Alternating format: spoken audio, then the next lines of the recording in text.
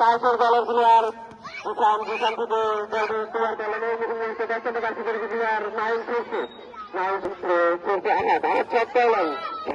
বারবার আমি একটি কথা মনে করিয়ে দিতে চাই, ফুটবল অতি শান্তমূর্তিপূর্ণ যাই হোক না কেন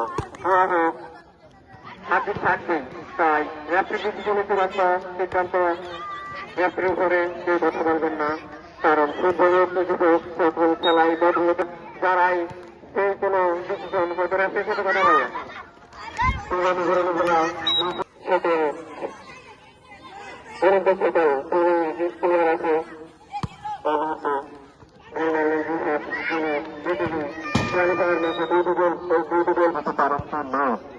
তিনি অত্যন্ত ভালো করে থাকেন।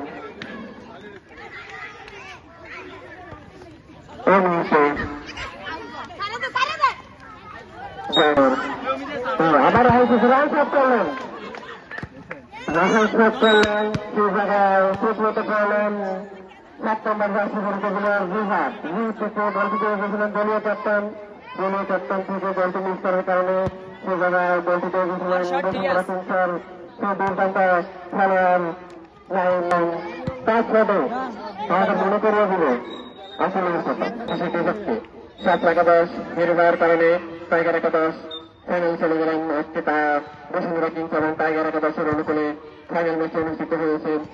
তারপর আমরা জাঁকজমকপূর্ণ বেশি দেখছি। এই টুর্নামেন্ট 7টি দল হয়েছিল, সে জায়গায় বিদায় নিতে আমাদের মাঠ থেকে 16টি দল বিদায় নিয়ে গেছে এবং এই মুহূর্তে 2টি দল যারা এই টুর্নামেন্টের শ্রেষ্ঠ দল এবং ভালো